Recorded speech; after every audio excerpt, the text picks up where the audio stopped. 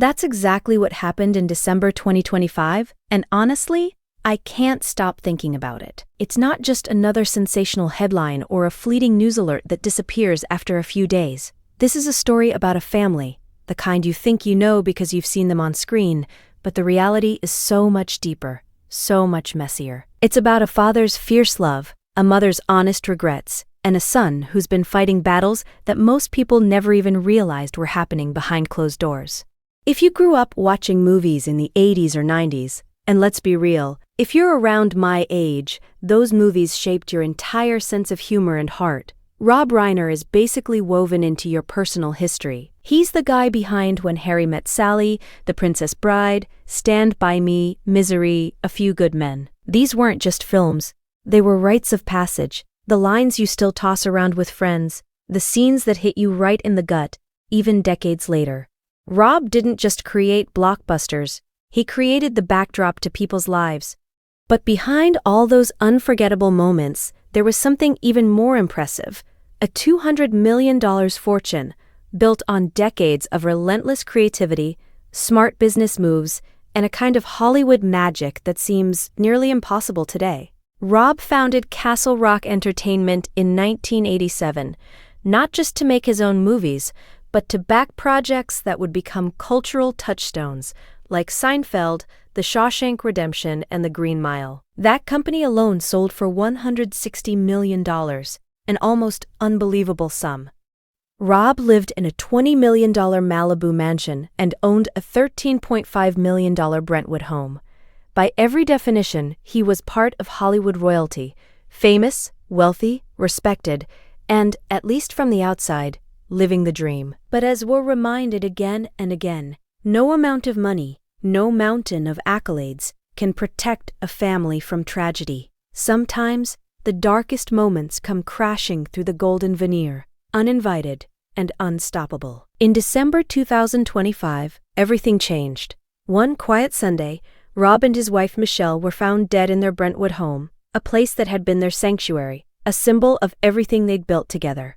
Their youngest child, Romy, just 28, was the one who discovered them.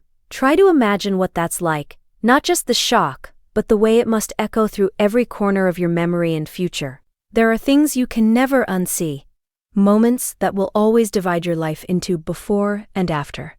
Rob was 78, still sharp and engaged with life. Michelle, a respected film producer in her own right, had been by his side through every high, every low. They were a partnership, both in love and in work, for decades.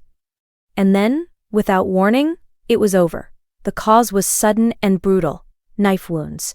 And the person accused? Their son, Nick Reiner, age 32. Pause for a second. The first reaction, shock, maybe disbelief, maybe an urge to judge or distance yourself from something so awful. How does this happen to a family that seemed so together, so full of love and success?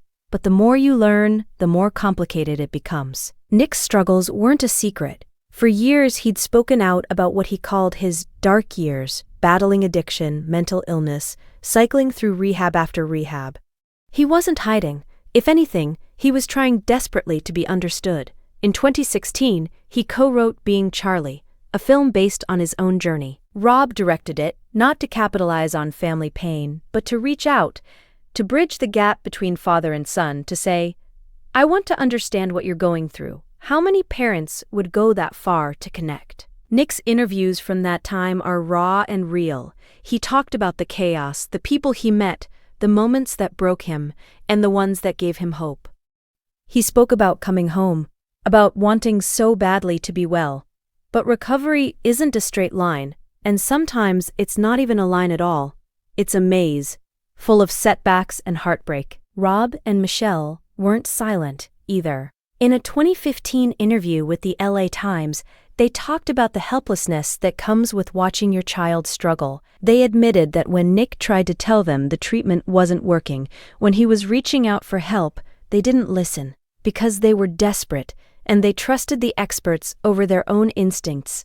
They believed the professionals who said Nick's pleas were just manipulation. It's a feeling so many parents know too well, wanting to help, being terrified of enabling, not knowing which voice to trust. And later, the regret, Michelle said it plainly. They got so lost in outside advice that they stopped hearing their own child. That's a pain that lingers, even after the immediate crisis passes. Now, after all those years navigating uncertainty and hope, everything unraveled in a single unthinkable night. No one knows exactly what happened in that house. Maybe no one ever will. Nick hasn't entered a plea. His next court date is in January, and he's being held without bail. His lawyers describe him as gentle, as pure, a description that, if you know anything about mental illness, only makes the story harder to process. It's easy to reduce things to simple terms, but real life is never that neat. Sometimes, the people who hurt most are also the ones whose pain goes unrecognized until it's too late. And now, while the family mourns a loss most of us can't imagine, there's another layer, one that's depressingly familiar in stories about wealth and fame: the money. Rob's estate, worth around $200 million, would typically be divided among his 4 children: Tracy, 61, Jake, 34, Nick, 32, and Romy, 28.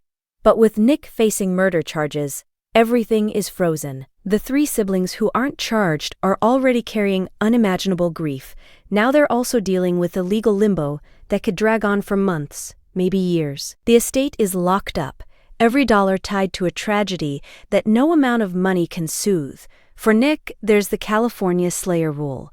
If someone is found guilty of killing, they lose the right to inherit. It's designed to prevent a killer from profiting, but in a case like this, it's another layer of heartbreak, a legal necessity that can't begin to address the human wreckage left behind.